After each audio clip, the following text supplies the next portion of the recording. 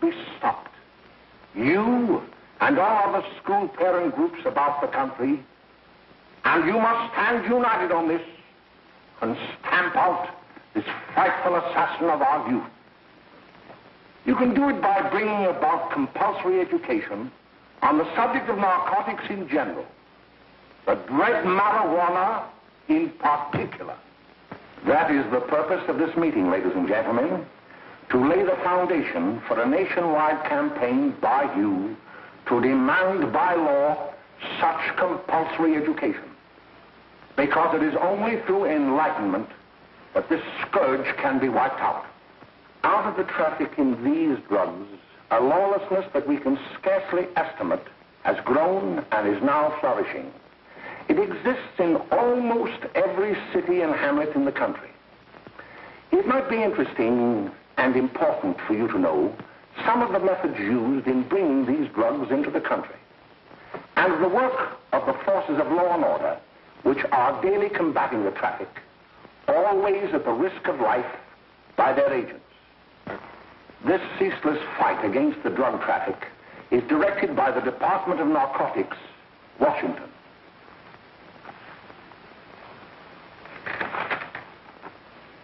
I've received a letter of vital importance from a member of the Narcotics Bureau. I'm going to read this letter to you.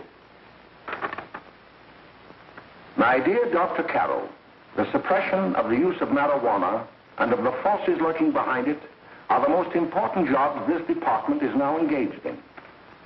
At the outset of this letter, there is one vital fact I would like to submit. There is a powerful agency. I speak of the school parent associations of this country, which can be invaluable in stamping out this scourge. Their help, their eternal vigilance, could be the deciding factor in our fight against it. The weed marijuana is grown in every state in the Union. Recently, in the city of Brooklyn, New York, a field of marijuana was found behind a tenement court. The weed was here being cultivated, regularly stripped and dried and sold in schools and at government army posts in and around New York.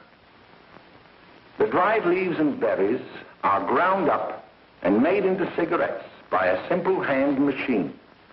The deadly narcotic is thus quickly and easily prepared for its market. The sale of marijuana is even more difficult to detect and halt than the traffic in drugs such as opium, morphine, and heroin. They are hidden in fake jewelry cases, in the heels of shoes, women's shoes especially, because the drugs can be secreted in false heels. Hollowed shaving brushes are another medium. Books with false centers are often used. Watch cases are convenient hiding places. The value of drugs thus seized is enormous. Recently, a huge supply of heroin was taken. It was concealed in an apparently harmless shipment of 35 barrels of olive oil. The deadly drug was burned in the incinerator of the Bureau of Engraving and Printing. And more vicious, more deadly, even than these soul-destroying drugs, is the menace of marijuana. No doubt many of you do not believe that these things do happen, that they cannot happen to you. You may also believe that the facts have been exaggerated. Let me tell you of something that happened right here in our own city. You probably read about it in the papers. However, I'll give you the real facts behind the case. There was an apartment near one of our high schools. It was run by a woman known as May Coleman.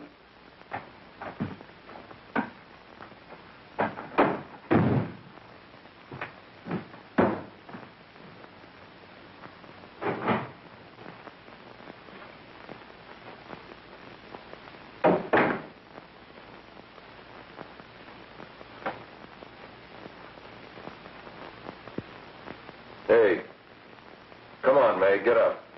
What time is it? Time to get up and give this place a going over. Looks like the Marines had landed. Oh, that bunch last night was high enough to take over the Marines and the Navy. You better get on the job. Some of the kids may be up this afternoon. Oh, Jack, we can get along without dragging those young kids up here. Oh, why don't you button up your lip? You're always squawking about something. You got more static than the radio.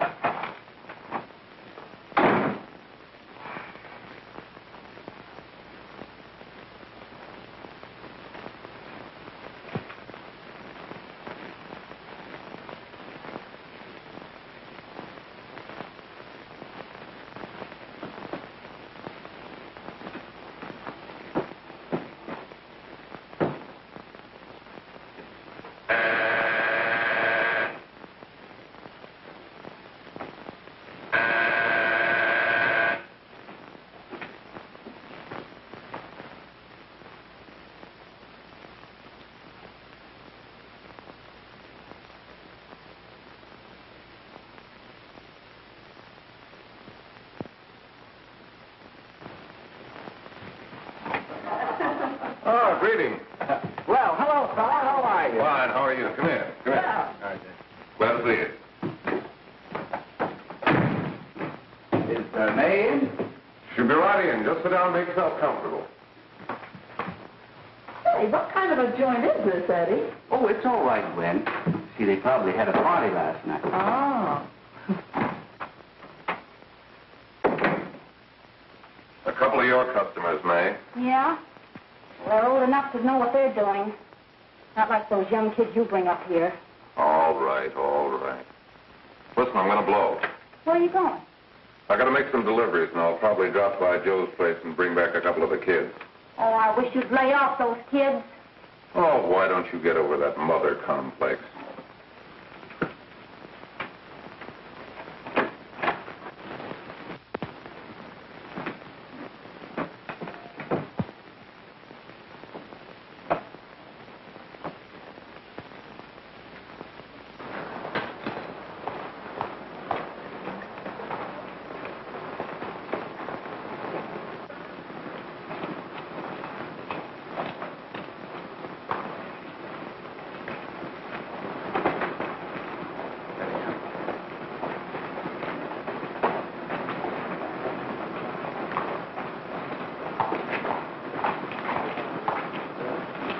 Oh, by the way, Ralph, I'm sort of getting a little party Saturday afternoon over at my grandmother's.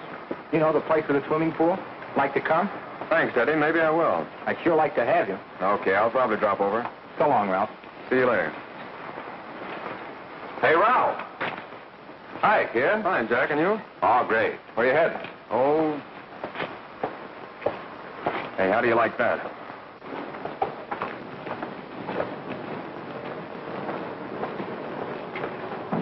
That's the one I was telling you about. Very nice. I don't know why you want to make such a fuss over that Ralph Wiley. Oh, he's a swell swimmer. He made the freshman team that year he went to college. Yeah, and that lets him out. My dad knows his family.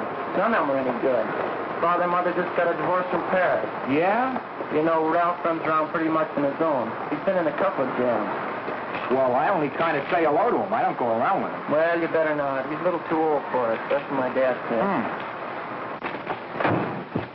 Hello, Mary. How are you, Bill? How are you, Ralph? Oh, hello, Ralph. You know my brother Jimmy, don't you? How are you? Well, I'd like you to meet a friend of mine, Jack Perry. Mary, Bill. no. How do you do? Glad to know you. We're going over to Joe's place. Why don't you come along? We have a date to play, a set of doubles. Oh, you can play anytime. Come on, we'll have some laughs. Oh, we can't today, Ralph. Some other time. Can I go along with you? Sure. Hey, I'll see you at dinner, sis.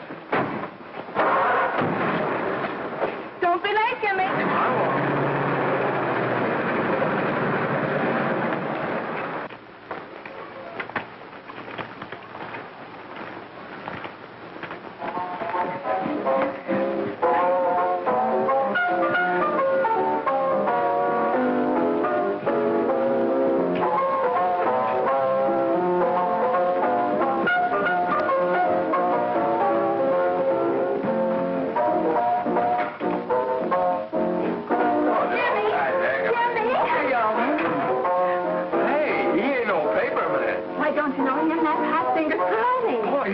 Swings out hot with a like a jive. You want to dance? George!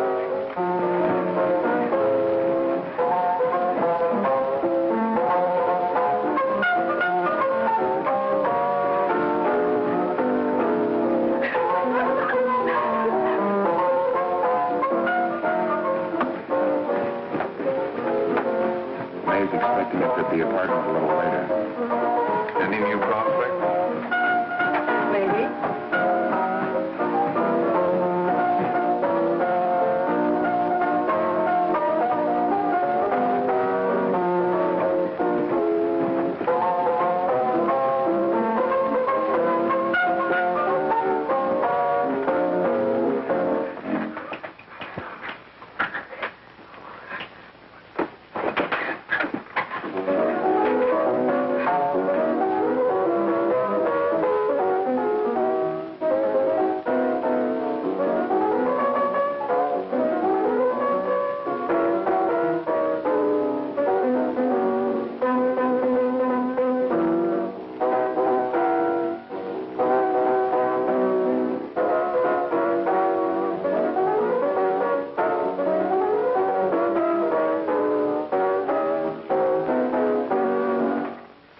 Jimmy, you're wonderful. You just finding that out?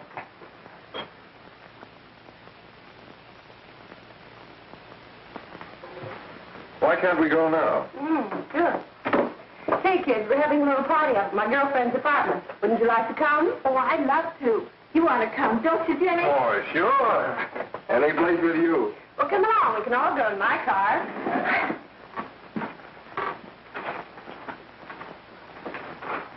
See you later, Joe. Come.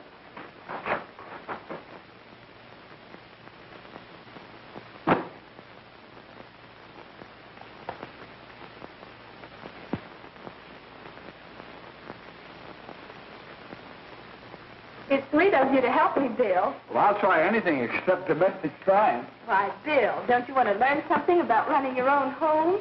The answer is no.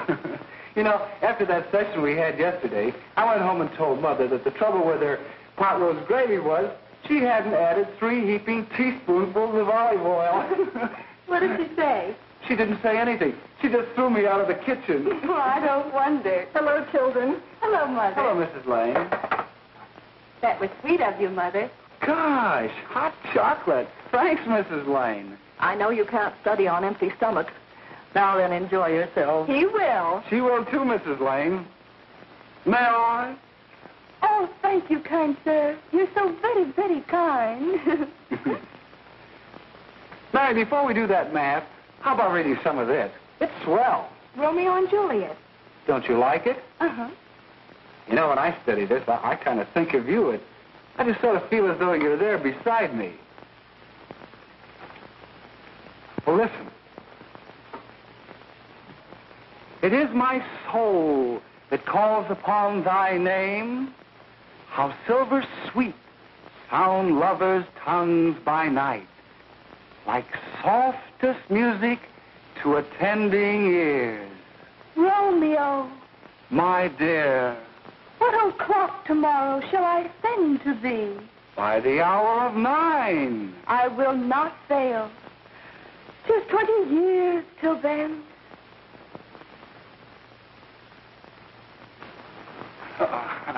Well, I'll see you tonight, Mary. Bye, Mrs. Lane. Goodbye. Goodbye, Bill. So long. Gotcha. Oh, Bill!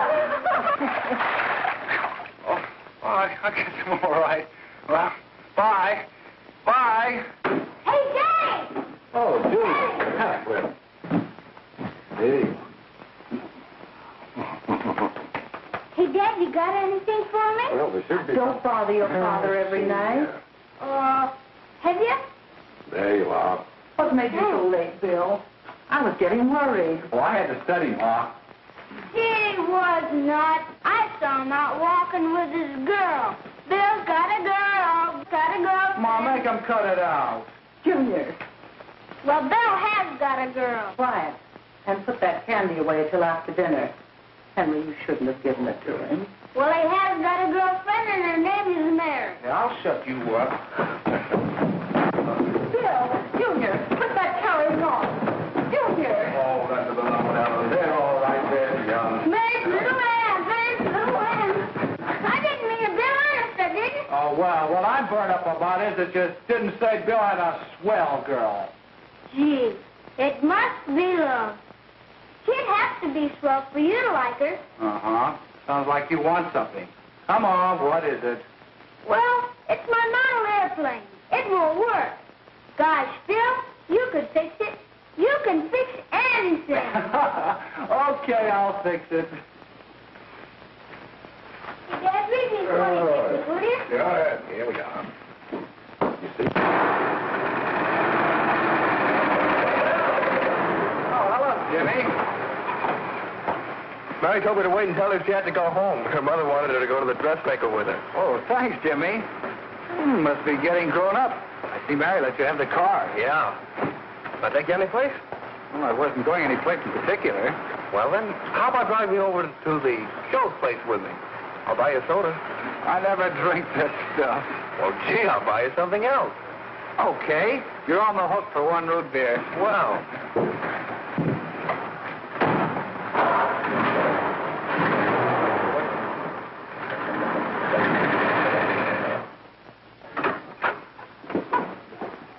Hi, Bill. Hi, Jimmy. Hey, Jimmy. Hello, Jimmy. Hello, Bill. Come on, slide in. Hello, Blanche. Hello, Ralph. How are you? Hello, Ralph. How have you been, Ralph? Hello, John. 2 sodas. No, I mean 1 soda and 1 root beer. How's May? Oh, she's fine. We're going up to her apartment a little later. Couldn't Bill come along? Mm-hmm. Well, don't Come on along, Bill. You'll get a kick out of it. Thanks just the same. Oh, come on, Bill. Mary won't be jealous. Why, sure. None of the kids will be there. It's Gene. Well, I don't know. I really shouldn't. Well, okay.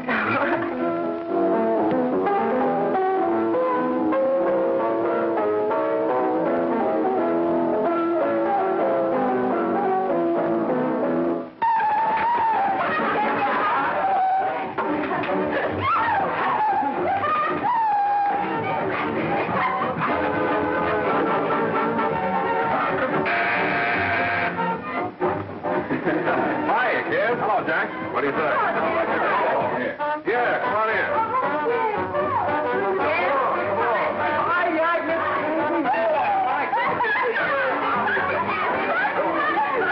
Come on, Bill. Don't stand there.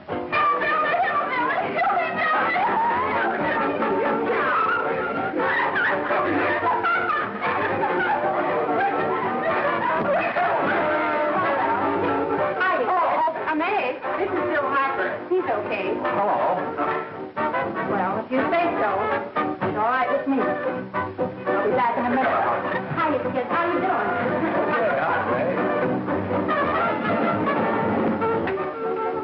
There's a new one in the bay.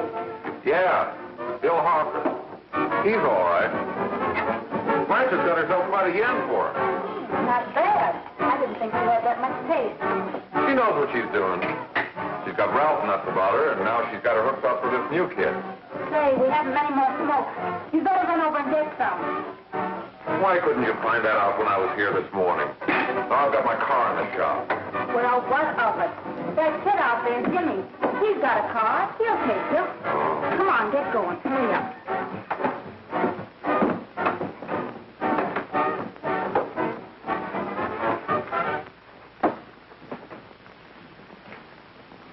Hey, Jimmy. Yeah? I've got to run over to Cedar Avenue for a minute. You've got a car, haven't you? Why, yeah, my sister. Mind giving me a lift? Why, sure. Come on. Okay.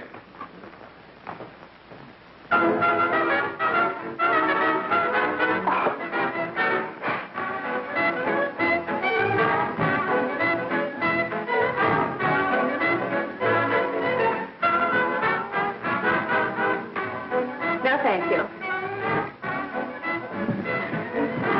Well, here we are. Oh, thanks. Oh, May, don't forget me. I never forget you.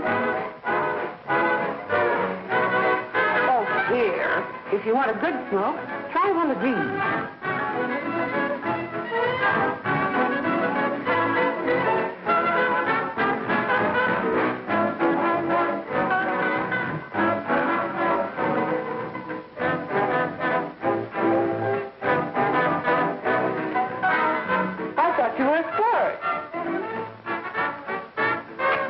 If you're afraid.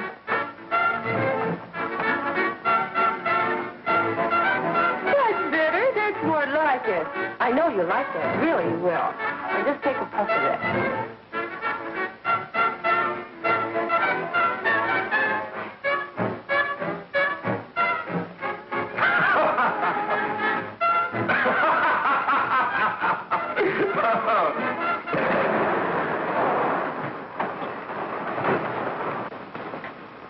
Just be a minute, kid. Hey, Jack, give me a cigarette before you go, will you?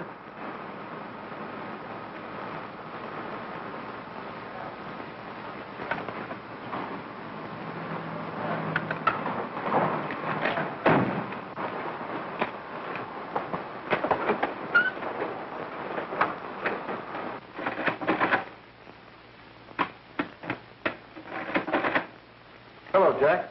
Hi, boss. How's business? Getting better every day. Those kids sure go for it. Swell. Had to run over for a couple more cartons. Ran short today. All right. Yanni, that's 10 gross for Jack Perry. Who? Pete Daly. All right, send him in. It's all right, stay where you are.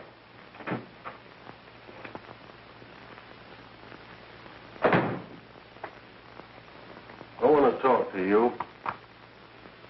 All right, go ahead. Jack's okay. What's the beef? Listen, you never heard no beef when I had to sell that rotten gin. You're after the dough, aren't you? Yeah, but I don't need dough that bad. Taking two-bit pieces from kids. There are millions of two-bit pieces just begging to be taken. Don't be a dope. I'm just dope enough to draw the line selling hop to kids. All right, Pete. You know what my policy's always been. If the boys are not satisfied, I'm always glad to have them retire. Retire permanently. So long.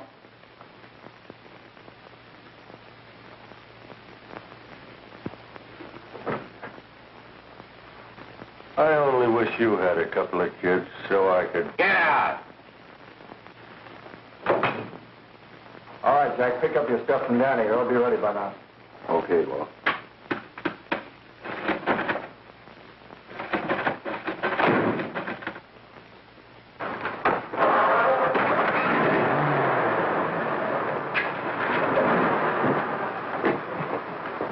Let's go, Jack. I'm red hot. Better be careful how you drive it. The first thing you know, you'll be ice cold.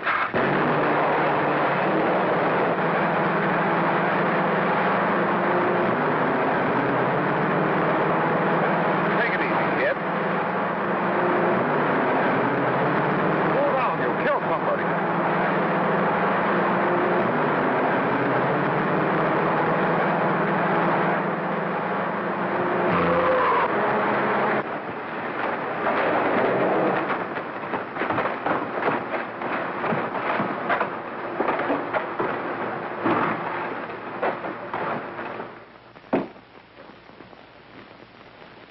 Mary, you're not eating your breakfast again. Bill Hartford hasn't been around lately. Anything wrong between you two? Why should there be anything wrong? There shouldn't be, I'm sure. And whatever it is isn't serious, I know. I'm sorry, Mother, for snapping at you like that. Don't worry about it, dear. Why don't you speak frankly to Bill? He'll be honest whatever the trouble is. I'm sure Bill Hartford never lied about anything. Yes, that's right. Bill's mother says he never lies. There, you see? You think it'd be all right if I speak to him about it? Why, of course. Oh, Jimmy. Hello. Sit down, darling, and I'll have your breakfast for you in a moment.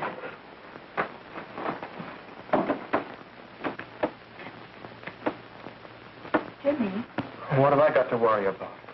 why don't you tell me? Oh, for Pete's sake, don't start to cross-examine me, will you? I'm all right. Jimmy, don't let Mother see you like that.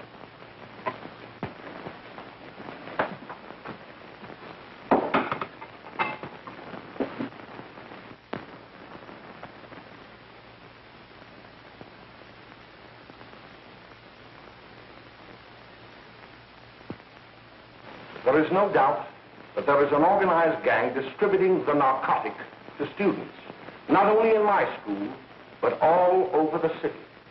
You government men have got to find some way to put an end to it. Of course, I agree with you, Dr. Carroll. But do you realize that marijuana is not like other forms of dope? You see, it grows wild in almost every state in the Union. Therefore, there is practically no interstate commerce in the drug. As a result, the government's hands are tied. And frankly, the only sure cure is a widespread campaign in education. Oh, it's all right to talk about education, Mr. Wyatt. But we educators can't do anything until the public is sufficiently aroused. Let me show you something.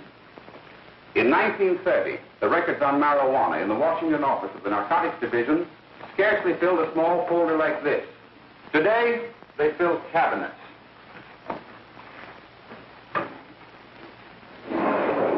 All these devoted to marijuana records. Here is an example. A 16-year-old lad apprehended in the act of staging a holdup. 16 years old and a marijuana addict. Here is a most tragic case. Yes, I remember. Just a young boy. Under the influence of the drug, he killed his entire family with an axe. Then there is the most vicious type of case. Here, in Michigan, a young girl, 17 years old, a reefer smoker, taken in a raid in the company with 5 young men. Here is a particularly flagrant case. Yes, I remember. The newspapers made quite a play of it. In West Virginia, wasn't it? Yes. And there are hundreds of them coming up, new ones every day. I'd like to take these records, if I may. I feel they would be of invaluable assistance to me in combating the evil in my school. You're very welcome, Dr. Carroll. Thank you. Sit down, Bill. There seems to be something wrong. What is it? You were always a fine student. You always had excellent grades. Well, I guess the work is getting a little harder, Dr. Carroll. No, it isn't that. Bill, I'd like to help you. But of course I can't unless you let me. You're undermining your health. Well, there's nothing, Dr. Carroll. Really, there isn't. I'll study harder, honest. Honest? If you were being honest with me and honest with yourself, I'm afraid you'd tell me an entirely different story. Bill, I'm going to ask you a straightforward question. And I'd like to have a straightforward answer. Yes, sir. Isn't it true that you have, perhaps unwillingly, acquired a certain harmful habit through association with certain undesirable people? Well? Oh, no, sir, I haven't, Dr. Carroll. Well, that is, you see, I'm worried about something at home. All right, my boy. We'll just have to let it go at that. But remember, if you ever want to confide in me, no one will ever be the wiser. Well, thank you, Dr. Carroll.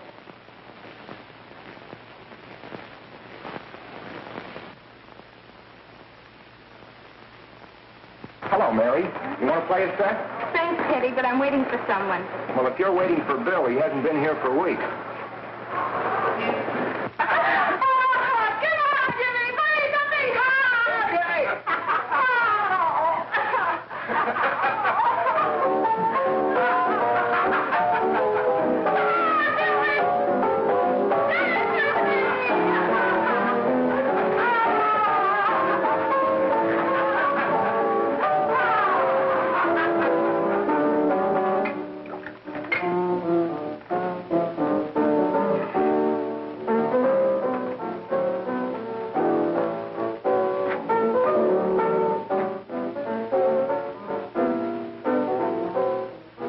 Take that new kid long to catch on. Don't take any of them long.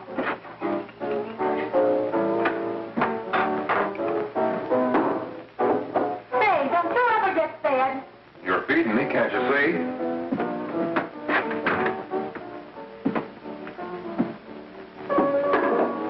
Give me that report, will you? Get it yourself.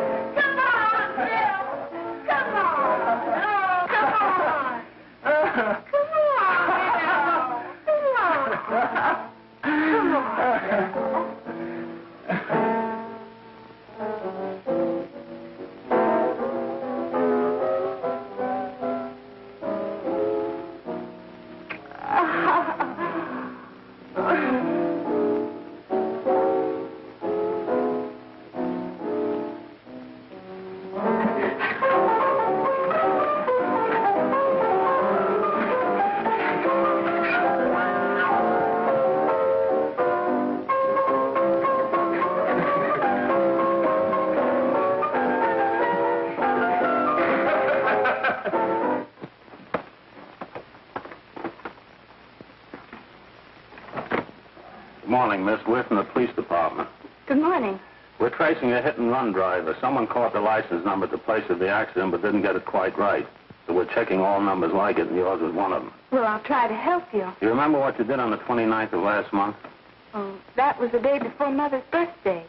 Oh, yes, I remember that because I left school and went directly to the dressmaker's with Mother. I was there all afternoon. Did you happen to loan your car to a couple of men? No, I had the car all afternoon myself. Well, thanks, miss. Sorry to have troubled you. Tell me, was the person killed? Fortunately, he wasn't, but that's still no excuse for hit-and-run driving.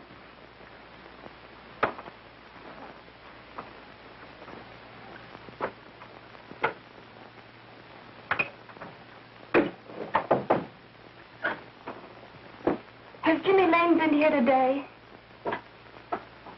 He was in. He went over to May's place. You know where that is. Well, he was going to wait for me here, so he didn't give me May's address. Are you sure Jimmy didn't leave any message for me? Mary? No, he didn't. But I guess you're okay. I'll write it down for you.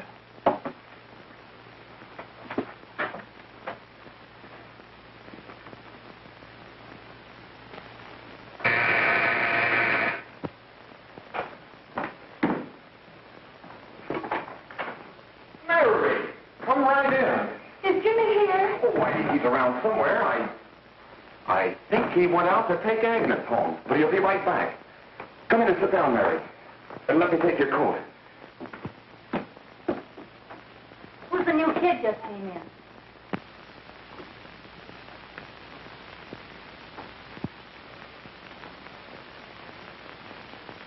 Oh, it's that gal that Ralph's gone overboard for. Funny, we've never been able to get her up here before.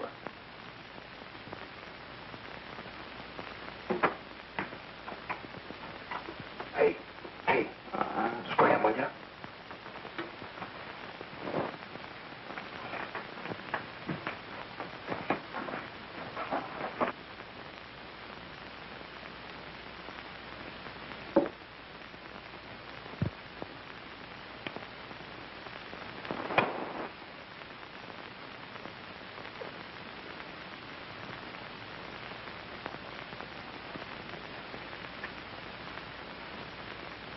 Smoke, Mary?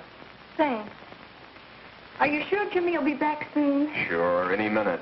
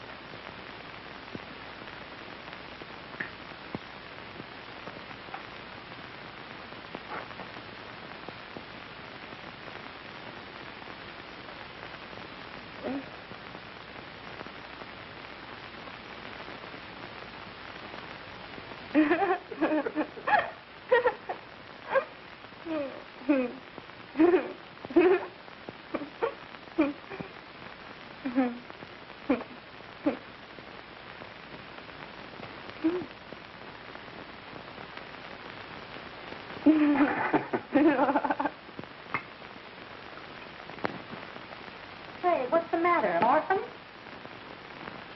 Where do you put it? You got a hollow leg? Thank you.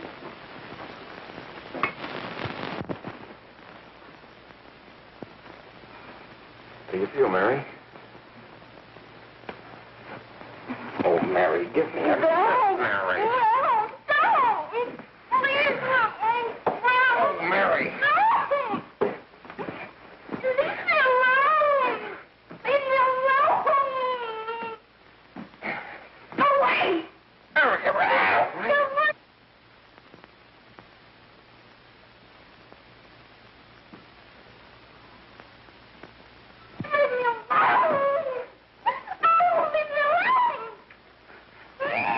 Everything's all...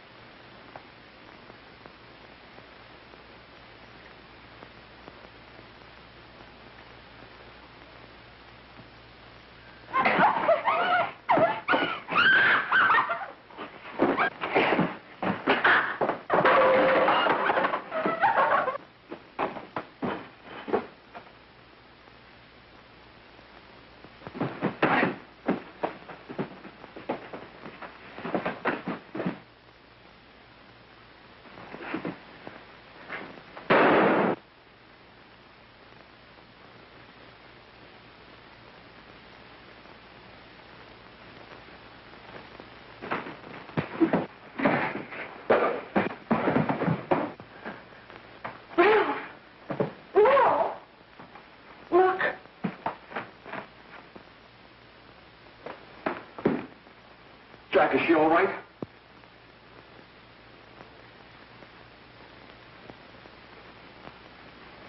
She's dead. May, get me some water. Now listen, you two. I want you to get out of here. Get out of here and forget you're ever in here today. I'll handle this. Now get going.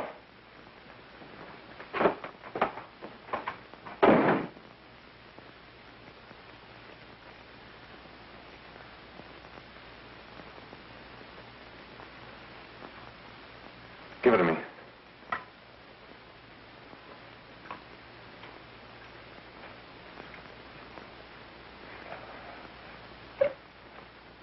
Here.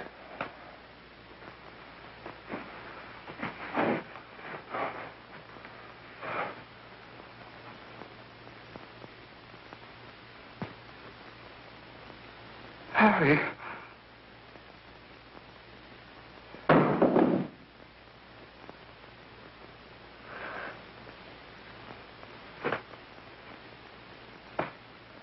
Mary. Mary. What happened? You killed her.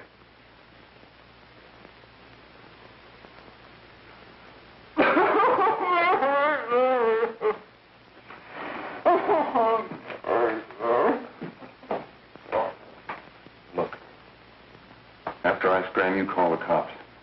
And this is your story. Remember it. These two kids came up here for a couple of beers. You're out in the kitchen, you heard the shot. When you got in here, that's what you found. Just stick to that story. Mary. Mary, speak to me. Mary.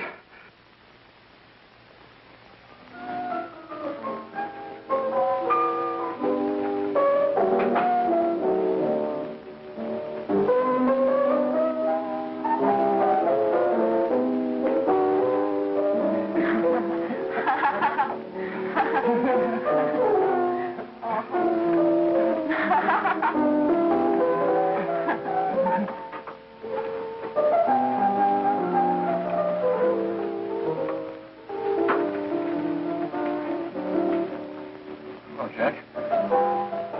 I was just talking to a friend of mine. A cop. Sergeant on the homicide squad. Guy you hit that day died. Died? You didn't... No. I didn't crack. I'm not going to. Nobody will ever know you were driving that car. Well, thanks, Jack.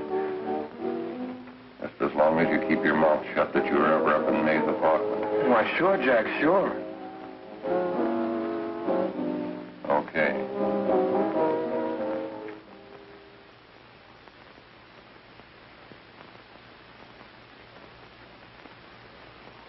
Your Honor, I'd like to recall Dr. Alfred Carroll to the stand. Call Dr. Alfred Carroll to the stand.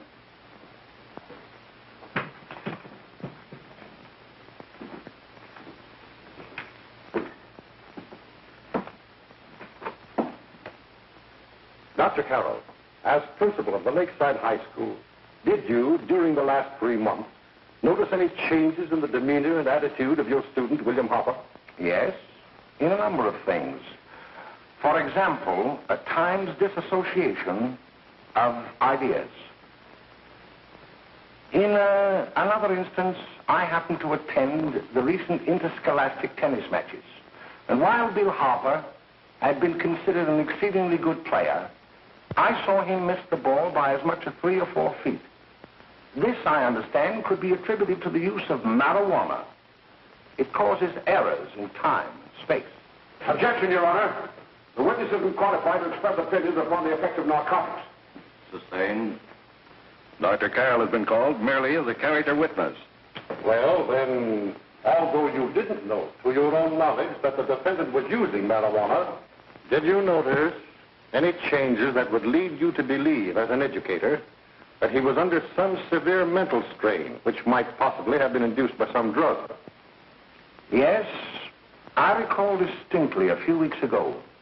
It was during a class of English literature. There was a serious discussion of Shakespeare's Romeo and Juliet, when he suddenly burst into an uncontrollable fit of hysterical laughter. Oh, by the way, Dr. Carroll, 6 months ago, what would have been your opinion regarding the character of my client? He was a fine, upstanding American boy, a good scholar, a good athlete, and representative of the caliber of young men we are proud to graduate from our school.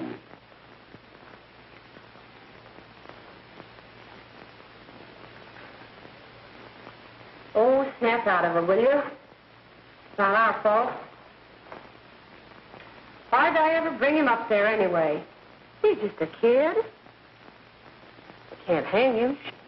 Shut up, shut up! Why don't you let yourself go? Talk. Go off your nuts and have me that way, too. It was his own fault, wasn't it? Shut up! They've got us hidden out, haven't they? The cops can't find us. Jack, I want to get out of this place. You're going to stay here as long as we have to keep those two out there undercover. Until the trial's over. The boss gets a better idea. But they're getting on my nerves. It can't last much longer. I'm not worried about her. We got to keep him gagged. Oh, he's about ready to crack. All you got to do is keep him from having too many reefers. Any day now, that punk will get hot. He'll probably spill and tell all he knows if he gets the chance.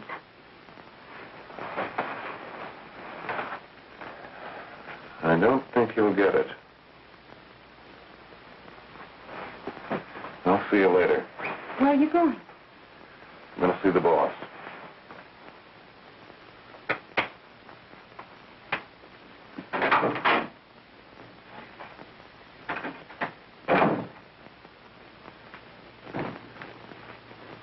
Hello, Jack. Hello, boss.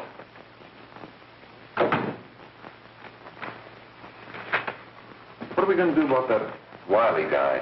Still jittery, huh? I don't know what the punk's going to do. Keep feeding him those hot sticks. That's what May's been doing. That's no good.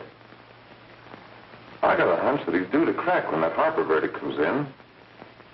If he's on the tee, he's liable to take a powder on us and blow his topper to the DA. You mean you think we'd all be better off if he never heard the verdict?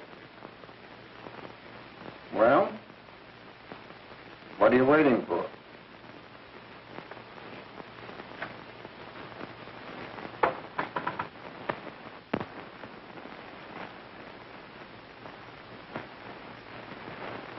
You, ladies ladies and gentlemen of the jury, have a duty to perform. A duty to yourselves and to our community. Mary Lane is dead. The evidence you've heard at this trial could not have failed to convince you of the guilt of the defendant. By his own admission, he pressed the trigger of the weapon that sent lovely and innocent Mary Lane to a tragic and untimely death. We are not so much concerned about the motives behind the deed as to the deed itself. While the defendant has told you that he saw someone attacking Mary Lane and that his mind went blank from that moment on, the defense has been unable to produce one witness to substantiate that statement. Now, ladies and gentlemen of the jury, you heard able men testify at this trial, men who have tried to bring out the fact that the defendant might have become momentarily insane when he fired the shot that killed Mary Lane. But the defense has been unable to prove that he was insane. William Harper was sane when he visited the apartment where the tragedy occurred. He was in the habit of visiting the place. He was sane when he went into a bedroom with another young woman. You've all heard what went on in that room. You heard it from the defendant's own lips. Involved as he was in a tawdry love affair, Mary Lane was in the way. She had found him out. In a moment of anger, he deliberately and willfully killed her. If such deeds are permitted to go unpunished, this community would cease to be a decent and safe place for us or our children to live. I do not believe I have to plead or even demand that you bring in a verdict to punish the defendant for the crime that he has committed against society. You are upright citizens. That is why you were chosen to judge another. And as honest, upright citizens, there is only one verdict which you can find, and that is a verdict of guilty. And this court will be adjourned until the jury's verdict is reached.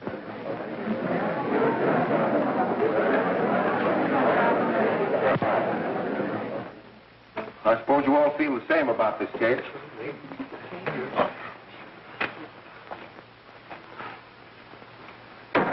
But he might have been insane when he did it. No, he wasn't. He knew what he was doing.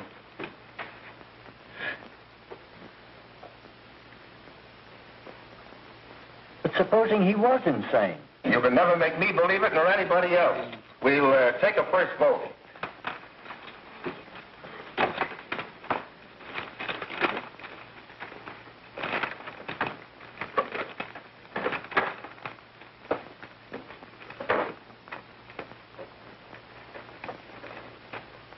For conviction, 1 for acquittal.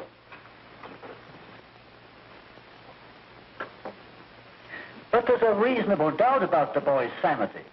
We can't. No doubt about the fact that he murdered her. He admitted it himself. That wasn't the first time he was there.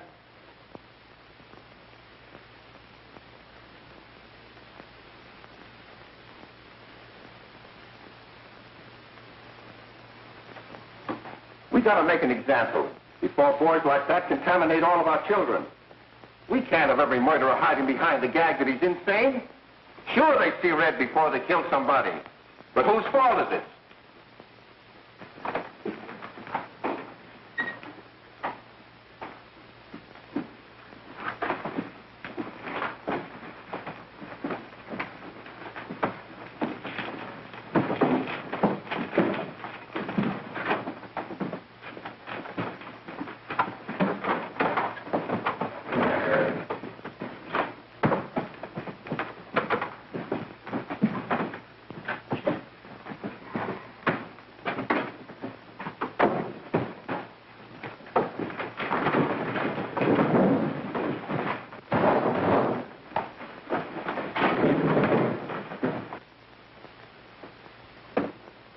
Have you reached a verdict?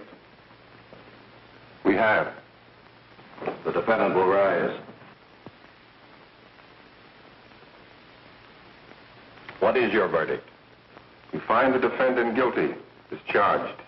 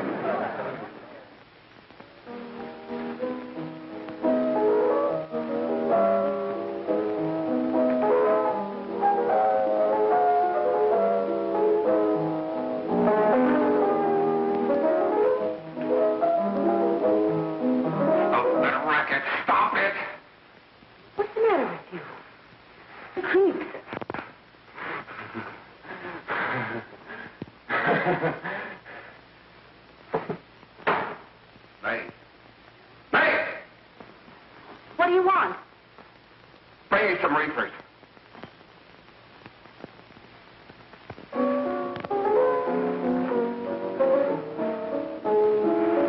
They're going to hang him. Blanche, they're going to hang him. Oh, come on. Get a hold of yourself. Here you are. Now, quit that crazy laughing. Where's Jack? I want to get out of here. They'll pick you up and hang you if you don't pipe down. I want to see Jack. Jack. I want to see Jack. Jack. You better quiet him. I can't do anything with him.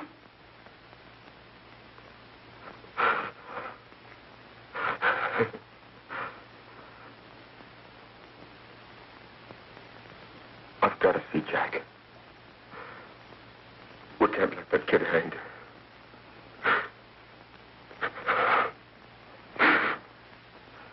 He'll be here. Don't worry. He'll be here in a little while. I've got to see him. You've got to see him.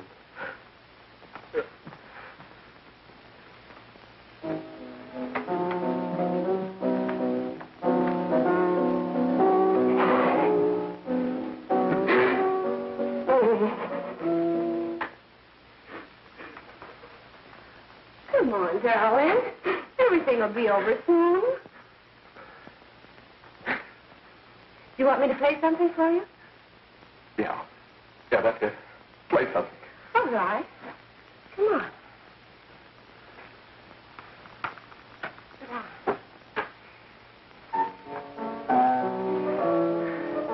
Honey, give me a smoke, will you?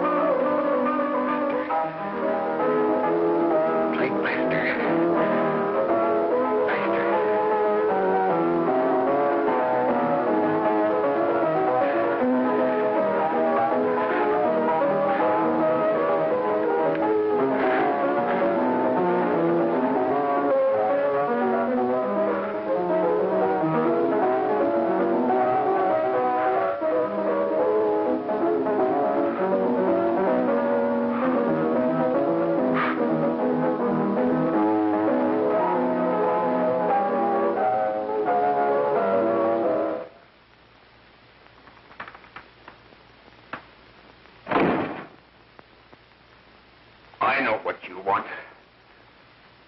You want to kill me. You're crazy. Take it easy, kid. I just want to talk to you.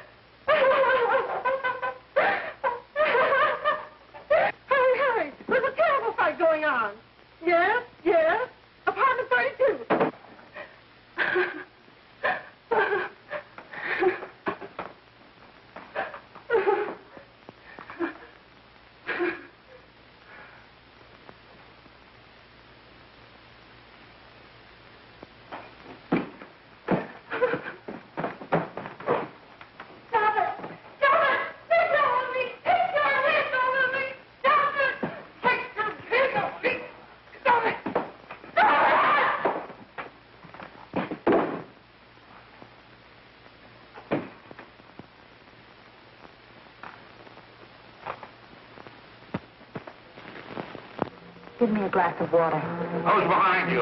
No, no, no. You'll hang if you don't talk. No. Who hired you and Jack? Hurry. Are you ready to tell what you know? Jack.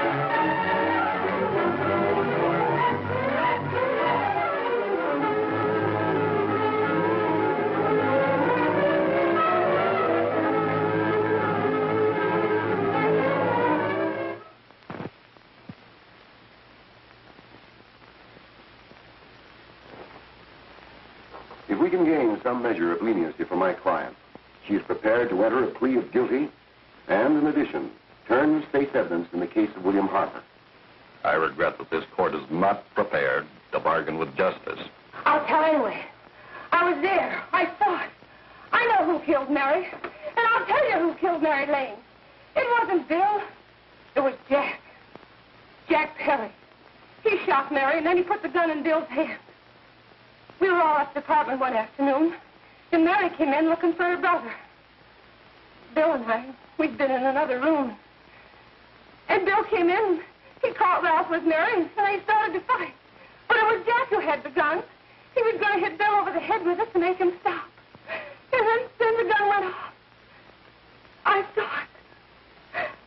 I can see it now. It was horrible. And before he knew it, Mary was dead. But you see, Judge, Bill didn't know he hadn't killed Mary. He was so doped up, they made him think he had. Ralph wanted to tell you, too. Oh, if they don't let him. But this is the truth, Judge. I'm telling you the truth. After Jack saw that Perry was dead, he put the gun in Bill's hand. It was Jack's fault. And it was my fault, too. I got all of them to come up to the apartment. I'm just as much to blame. I am. Do I understand you wish to plead guilty to a charge of fostering moral delinquency in the case of William Harper? Yes, I'm guilty. I am. Prepare a statement for signature, and also an order setting aside the jury's verdict in the case of the people versus William Harper. In the interests of justice, I shall direct a verdict of not guilty.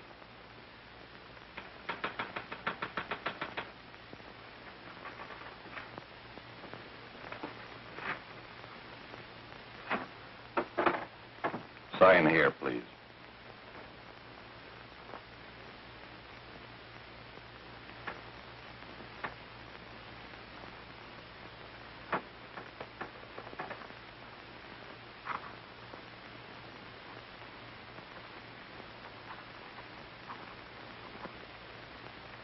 You shall be brought into court on Thursday, the 17th, when sentence will be pronounced. Meanwhile, you will be held as a material witness in the case of the people versus Ralph Wiley.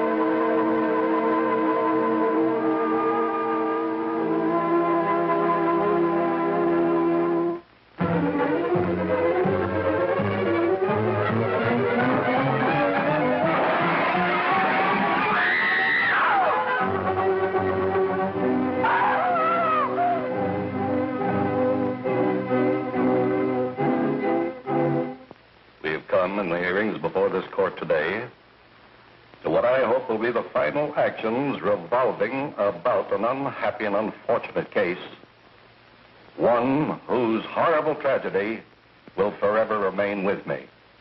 I am happy to have been enabled, before it was too late, to order the verdict of the jury in the case of the people versus William Harper to be set aside. But, young man, although this court is convinced that to declare you guilty would have been a gross miscarriage of justice, we cannot condone your acts. And we can express only the hope that your experiences may not alone keep you, but thousands of others from the vicious pitfalls of marijuana.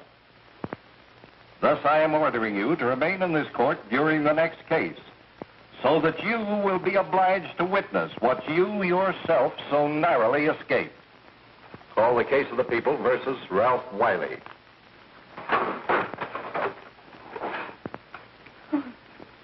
Bill. Bill.